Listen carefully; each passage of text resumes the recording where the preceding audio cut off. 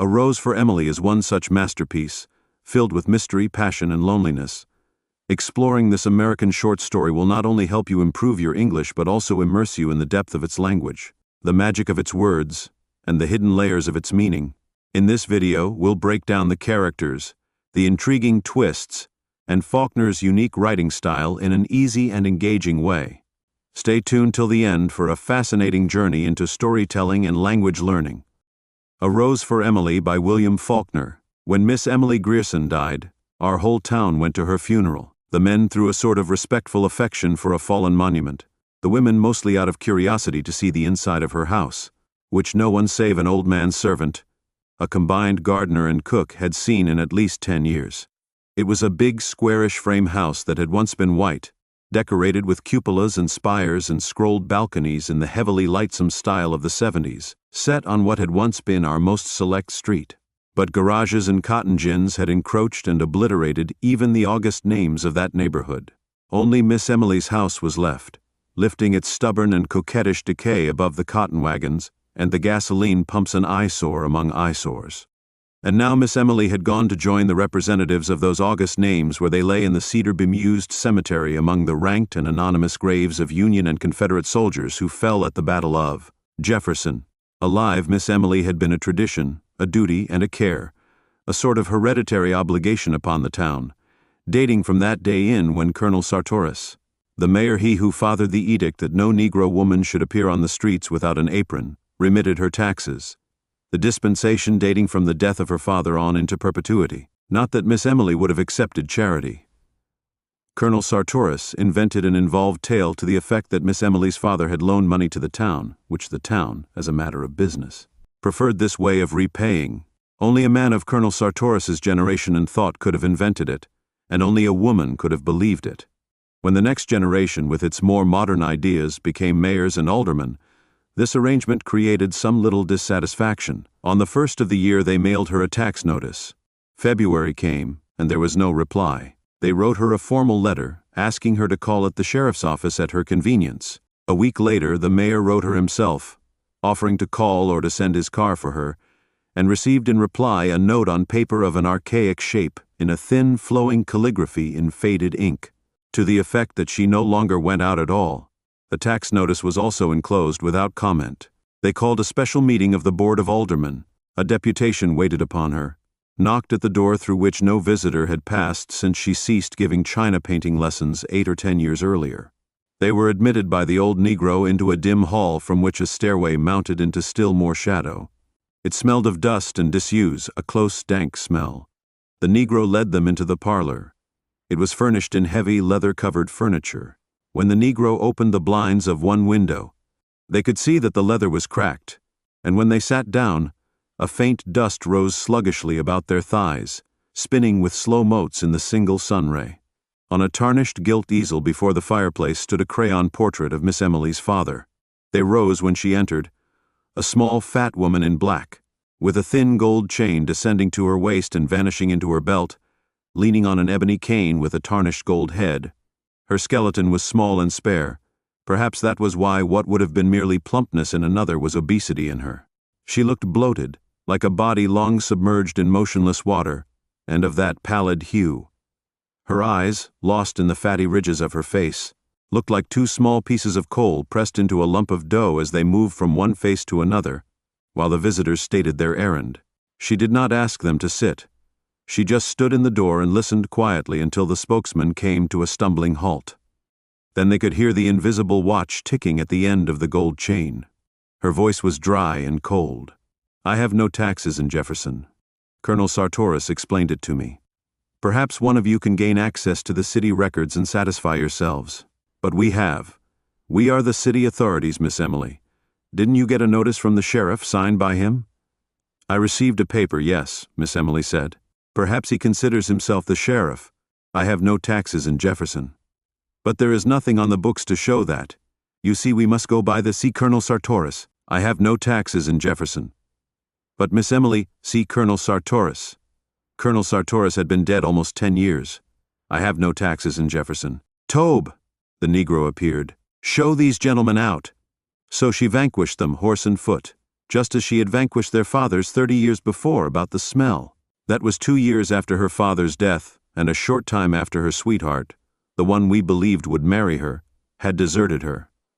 After her father's death she went out very little. After her sweetheart went away, people hardly saw her at all. A few of the ladies had the temerity to call but were not received, and the only sign of life about the place was the Negro man, a young man then, going in and out with a market basket, just as if any man could keep a kitchen properly. The ladies said so they were not surprised when the smell developed. It was another link between the gross, teeming world and the high and mighty Griersons. A neighbor, a woman, complained to the mayor, Judge Stevens, 80 years old. "But what will you have me do about it, madam?" he said. "Why, send her word to stop it," the woman said. "Isn't there a law?" "I'm sure that won't be necessary," Judge Stevens said. "It's probably just a snake or a rat that nigger of hers killed in the yard. I'll speak to him about it." The next day he received 2 more complaints, one from a man who came in diffident deprecation. "We really must do something about it, Judge. I'd be the last one in the world to bother Miss Emily, but we've got to do something." That night the Board of Aldermen met 3 graybeards and 1 younger man, a member of the rising generation. "It's simple enough," he said. "Send her word to have her place cleaned up. Give her a certain time to do it in, and if she don't—" "Damn it, sir," Judge Stevens said, "will you accuse a lady to her face of smelling bad?" So the next night, after midnight, 4 men crossed Miss Emily's lawn and slunk about the house like burglars, sniffing along the base of the brickwork and at the cellar openings, while one of them performed a regular sewing motion, with his hand out of a sack slung from his shoulder. They broke open the cellar door and sprinkled lime there, and in all the outbuildings. As they recrossed the lawn, a window that had been dark was lighted, and Miss Emily sat in it, the light behind her, and her upright torso motionless as that of an idol. They crept quietly across the lawn and into the shadow of the locusts that lined the street. After a week or 2 the smell went away. That was when people had begun to feel really sorry for her. People in our town, remembering how old Lady Wyatt, her great-aunt, had gone completely crazy at last, believed that the Griersons held themselves a little too high for what they really were. None of the young men were quite good enough for Miss Emily and such. We had long thought of them as a tableau. Miss Emily a slender figure in white in the background, her father a spraddled silhouette in the foreground, his back to her and clutching a horsewhip. The 2 of them framed by the back-flung front door. So when she got to be 30 and was still single, we were not pleased exactly, but vindicated. Even with insanity in the family, she wouldn't have turned down all of her chances if they had really materialized. When her father died, it got about that the house was all that was left to her, and in a way people were glad. At last they could pity Miss Emily. Being left alone, and a pauper, she had become humanized. Now she too would know the old thrill and the old despair of a penny more or less. The day after his death, all the ladies prepared to call at the house and offer condolence and aid. As is our custom, Miss Emily met them at the door, dressed as usual and with no trace of grief on her face. She told them that her father was not dead. She did that for 3 days, with the ministers calling on her, and the doctors, trying to persuade her to let them dispose of the body. Just as they were about to resort to law and force, she broke down, and they buried her father quickly. We did not say she was crazy then. We believed she had to do that. We remembered all the young men her father had driven away, and we knew that with nothing left, she would have to cling to that which had robbed her, as people will. She was sick for a long time. When we saw her again, her hair was cut short, making her look like a girl, with a vague resemblance to those angels in colored church windows, sort of tragic and serene. The town had just let the contracts for paving the sidewalks, and in the summer after her father's death, they began the work. The construction company came with riggers and mules and machinery, and a foreman named Homer Barron, a Yankee, a big, dark, ready man, with a big voice and eyes lighter than his face. The little boys would follow in groups to hear him cuss the riggers, and the riggers singing in time to the rise and fall of picks. Pretty soon he knew everybody in town. Whenever you heard a lot of laughing anywhere about the square, Homer Barron would be in the center of the group. Presently we began to see him and Miss Emily on Sunday afternoons, driving in the yellow-wheeled buggy and the match team of bays from the livery stable. At first we were glad that Miss Emily would have an interest, because the ladies all said, of course a Grierson would not think seriously of a northerner, a day laborer. But there were still others, older people, who said that even grief could not cause a real lady to forget noblesse oblige, without calling it noblesse oblige. They just said, "Poor Emily." Her kinsfolk should come to her. She had some kin in Alabama, but years ago her father had fallen out with them over the estate of old Lady Wyatt, the crazy woman, and there was no communication between the two families. They had not even been represented at the funeral. And as soon as the old people said, "Poor Emily," the whispering began. "Do you suppose it's really so?" they said to one another. "Of course it is. What else could?" This behind their hands, rustling of craned silk and satin behind jalousies, closed upon the sun of Sunday afternoon, as the thin, swift clop-clop-clop of the match team passed. Poor Emily. She carried her head high enough, even when we believed that she was fallen. It was as if she demanded more than ever the recognition of her dignity as the last Grierson, as if it had wanted that touch of earthiness to reaffirm her imperviousness. Like when she bought the rat poison, the arsenic. That was over a year after they had begun to say, "Poor Emily," and while the two female cousins were visiting her. "I want some poison," she said to the druggist. She was over 30 then, still a slight woman, though thinner than usual, with cold, haughty black eyes and a face the flesh of which was strained across the temples and about the eye sockets as you imagine a lighthouse keeper's face ought to look. "I want some poison," she said. "Yes, Miss Emily. What kind? For rats and such? I'd recome." "I want the best you have. I don't care what kind." The druggist named several. "They'll kill anything up to an elephant, but what you want is arsenic," Miss Emily said. "Is that a good one?" "Is arsenic?" "Yes, ma'am. But what you want—" "I want arsenic." The druggist looked down at her. She looked back at him, erect, her face like a strained flag. "Why, of course," the druggist said, "if that's what you want. But the law requires you to tell what you are going to use it for." Miss Emily just stared at him, her head tilted back in order to look him eye for eye, until he looked away and went and got the arsenic and wrapped it up. The Negro delivery boy brought her the package. The druggist didn't come back. When she opened the package at home, there was written on the box, under the skull and bones, "For rats." So the next day we all said, "She will kill herself," and we said it would be the best thing. When she had first begun to be seen with Homer Barron, we had said, "She will marry him." Then we said, "She will persuade him yet," because Homer himself had remarked he liked men, and it was known that he drank with the younger men in the Elks Club, that he was not a marrying man. Later we said, "Poor Emily," behind the jalousies as they passed on Sunday afternoon in the glittering buggy, Miss Emily with her head high and Homer Barron with his hat cocked and a cigar in his teeth, reins and whip in a yellow glove. Then some of the ladies began to say that it was a disgrace to the town and a bad example to the young people. The men did not want to interfere, but at last the ladies forced the Baptist minister, Miss Emily's people were Episcopal, to call upon her. He would never divulge what happened during that interview, but he refused to go back again. The next Sunday they again drove about the streets, and the following day the minister's wife wrote to Miss Emily's relations in Alabama, so she had bloodkin under her roof again, and we sat back to watch developments. At first nothing happened. Then we were sure that they were to be married.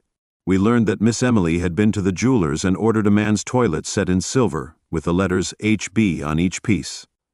2 days later we learned that she had bought a complete outfit of men's clothing, including a nightshirt, and we said, "They are married."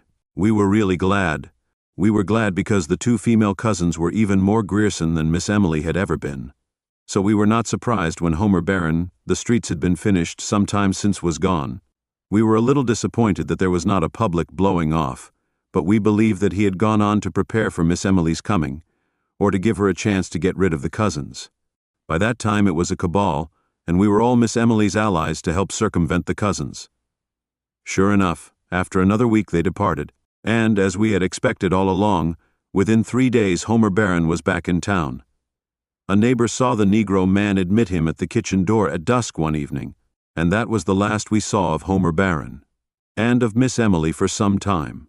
The Negro man went in and out with the market basket, but the front door remained closed. Now and then we would see her at a window for a moment, as the men did that night when they sprinkled the lime, but for almost 6 months she did not appear on the streets.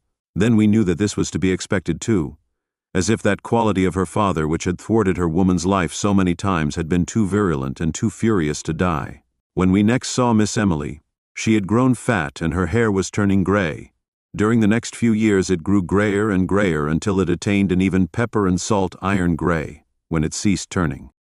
Up to the day of her death at 74, it was still that vigorous iron gray, like the hair of an active man. From that time on, her front door remained closed, save for a period of 6 or 7 years, when she was about 40, during which she gave lessons in china painting. She fitted up a studio in one of the downstairs rooms, where the daughters and granddaughters of Colonel Sartorus's contemporaries were sent to her with the same regularity and in the same spirit that they were sent to church, on Sundays with a 25-cent piece for the collection plate. Meanwhile, her taxes had been remitted. Then the newer generation became the backbone and the spirit of the town, and the painting pupils grew up and fell away, and did not send their children to her with boxes of color and tedious brushes and pictures cut from the ladies' magazines. The front door closed upon the last one, and remained closed for good. When the town got free postal delivery, Miss Emily alone refused to let them fasten the metal numbers above her door and attach a mailbox to it. She would not listen to them. Daily, monthly, yearly, we watched the Negro grow grayer and more stooped, going in and out with the market basket. Each December we sent her a tax notice, which would be returned by the post office a week later, unclaimed. Now and then we would see her in one of the downstairs windows. She had evidently shut up the top floor of the house, like the carven torso of an idol in a niche, looking or not looking at us, we could never tell which. Thus she passed from generation to generation, dear, inescapable, impervious, tranquil, and perverse. And so she died, fell ill in the house filled with dust and shadows, with only a doddering Negro man to wait on her. We did not even know she was sick. We had long since given up trying to get any information from the Negro. He talked to no one, probably not even to her, for his voice had grown harsh and rusty, as if from disuse. She died in one of the downstairs rooms, in a heavy walnut bed with a curtain, her gray head propped on a pillow yellow and moldy with age and lack of sunlight. The Negro met the first of the ladies at the front door and let them in with their hushed, sibilant voices and their quick, curious glances, and then he disappeared. He walked right through the house and out the back and was not seen again. The 2 female cousins came at once. They held the funeral on the second day, with the town coming to look at Miss Emily beneath a mass of bought flowers, with the crayon face of her father musing profoundly above the bier and the ladies sibilant and macabre, and the very old men, some in their brushed Confederate uniforms, on the porch and the lawn, talking of Miss Emily as if she had been a contemporary of theirs, believing that they had danced with her and courted her perhaps, confusing time with its mathematical progression, as the old do, to whom all the past is not a diminishing road, but, instead, a huge meadow which no winter ever quite touches, divided from them now by the narrow bottleneck of the most recent decade of years. Already we knew that there was one room in that region above stairs which no one had seen in 40 years, and which would have to be forced. They waited until Miss Emily was decently in the ground before they opened it. The violence of breaking down the door seemed to fill this room with pervading dust. A thin, acrid pall as of the tomb seemed to lie everywhere upon this room, decked and furnished as for a bridal, upon the valance curtains of faded rose color, upon the rose-shaded lights, upon the dressing table, upon the delicate array of crystal, and the man's toilet things backed with tarnished silver. Silver so tarnished that the monogram was obscured. Among them lay a collar and tie, as if they had just been removed, which, lifted, left upon the surface a pale crescent in the dust. Upon a chair hung the suit, carefully folded, beneath it the 2 mute shoes and the discarded socks. The man himself lay in the bed. For a long while we just stood there, looking down at the profound and fleshless grin. The body had apparently once lain in the attitude of an embrace, but now the long sleep that outlasts love, that conquers even the grimace of love, had cuckolded him. What was left of him, rotted beneath what was left of the nightshirt, had become inextricable from the bed in which he lay, and upon him and upon the pillow beside him lay that even coating of the patient and biting dust. Then we noticed that in the second pillow was the indentation of a head. One of us lifted something from it, and leaning forward, that faint and invisible dust dry and acrid in the nostrils, we saw a long strand of iron-gray hair,